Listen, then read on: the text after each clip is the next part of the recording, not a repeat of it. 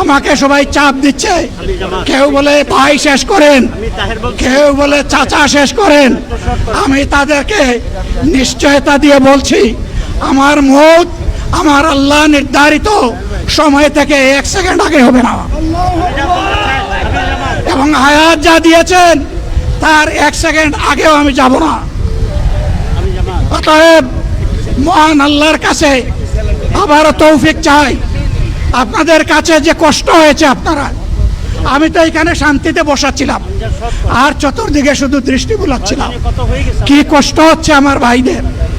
প্রিয় ভাইরা, এই কষ্ট আল্লাহর জন্য, এই কষ্ট কার জন্য? ইনশাআল্লাহ আল্লাহ তাআলা আপনাদেরকে তার উপযুক্ত যা দুনিয়া দিবেন, আখিরাতে দিবেন। আপনাদের এই ত্যাগের বিনিময়ে নতুন বাংলাদেশ আমরা পেয়ে যাব। আসুন সেই নতুন বাংলাদেশের জন্য একবার স্লোগান দিয়ে শেষ করি, নারায়ে তাকবীর। আসসালামু আলাইকুম ওয়া রাহমাতুল্লাহ।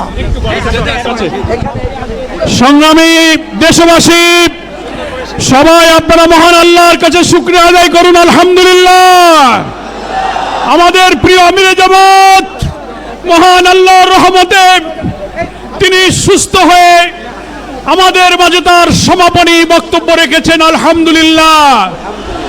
হয়তো অনেকেই যেমন অসুস্থ হয়েছেন, আমাদের আমিরে জামাত সাময়িক অসুস্থ হয়েছিলেন।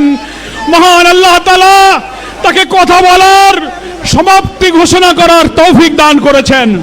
সবাই আপনারা নিরাপদে দলে দলে যেভাবে এসেছেন, নির্দেশনা অনুযায়ী আপনারা আল্লাহর নামে ধীরে ধীরে ফিরে যাবেন।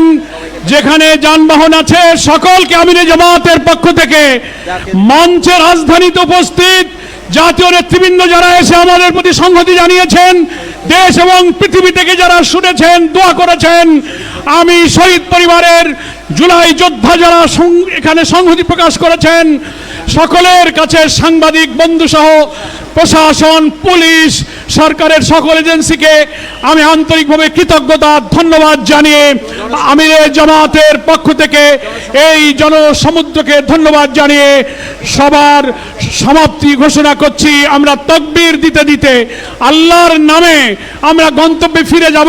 বাইরে গিয়ে আমরা ইনশাআল্লাহ আসরের সালাত আদায় করব। নারায়ে তাকবীর, নারায়ে তাকবীর।